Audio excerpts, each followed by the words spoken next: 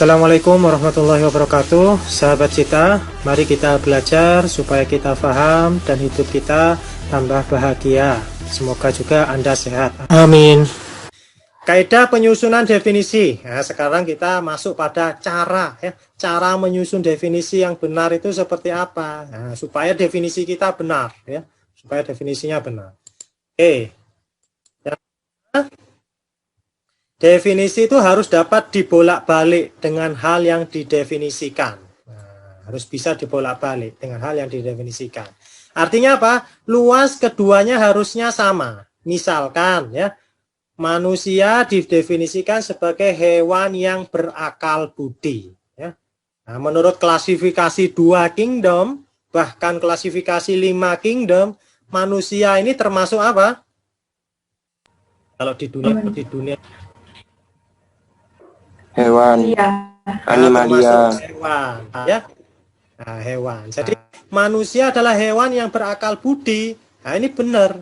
Jadi ada batasannya. Nah, hewan, batasan berikutnya adalah berakal budi. Jadi hewan yang lain itu tidak berakal budi. Nah, ini benar. Ini dapat dibalik tanpa menambah arti. Nah, bandingkan dengan topi Nah, topi didefinisikan sebagai alat untuk menutup kepala. Nah, sedangkan alat untuk menutup kepala ini banyak macamnya Ada helm, ada sorban dan seterusnya. Nah, ini belum tepat definisi topi seperti itu. Yang kedua, hal yang didefinisikan boleh masuk dalam definisi. Nggak boleh. Kita mendefinisikan manusia, misalkan manusia adalah manusia yang diciptakan oleh Tuhan.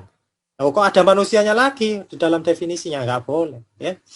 Nah, kalau itu terjadi, kita jatuh dalam bahaya circulus in definitiendo. Artinya sesudah berputar-putar beberapa, kita dibawa kembali ke titik pangkal oleh definisi itu. Kita tidak akan maju sedikit pun. Contoh, logika. Logika adalah pengetahuan yang menerangkan tentang hukum-hukum logika. Ini mendefinisikan logika, di dalam definisinya ada hukum-hukum logika, ada kata logika. Nah, ini nggak tepat. Nggak tepat. Ada orang yang puter-muter seperti itu. Tepat. Apa itu definisinya logika dan bagaimana hukum-hukum logika nanti perkuliahan selanjutnya Oke, yang ketiga, definisi tidak boleh dirumuskan secara negatif. Misalkan dengan kata tidak, bukan, itu mengandung hal-hal yang negatif. Sejauh dapat dirumuskan secara positif. Nah, kalau masih bisa dirumuskan secara positif, nggak usah mengandung kata tidak, bukan, yang itu artinya negatif Jadi definisi dimasukkan untuk mengungkapkan apa makna yang terkandung dalam hal yang didefinisikan, dan bukan untuk mengungkapkan apa makna yang tidak terkandung dalam hal yang didefinisikan. Kalau terpaksa boleh secara negatif. Umpamanya ini terpaksa, ini definisi yang paling bagus misalkan berkaitan dengan sejajar. Sejajar kita definisikan sebagai 2 garis yang tidak akan bertemu. Itu sejajar. Kalau masih bertemu, itu nggak akan sejajar. Nah, jadi kalau ada 2 garis yang nggak mungkin bertemu, itu namanya sejajar. Tapi kalau kita mendefinisikan hitam, hitam itu bukan putih. Nah, itu salah.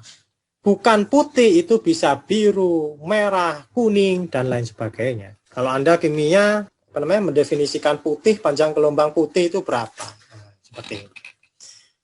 Definisi tidak boleh dinyatakan dalam bahasa yang kabur.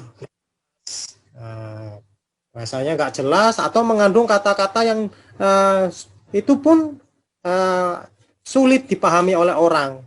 Misalkan demikian Jika itu terjadi, maka definisi tidak mencapai tujuan. Tidak mencapai tujuan untuk memperjelas hal yang didefinisikan itu. Terjadi apa yang disebut dengan ignotum per ignotius, yakni orang yang mendefinisikan sesuatu yang tidak diketahui dengan pertolongan sesuatu yang lebih tidak diketahui lagi. Nah, misalkan demikian. Nah, contoh tadi misalkan ya, tadi atom itu bagian terkecil yang terdiri dari proton, neutron, dan elektron. Ya, misalkan demikian ya.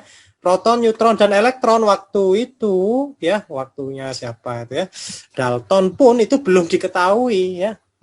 Elektron belum diketahui, proton belum diketahui ya, inti juga belum diketahui ya.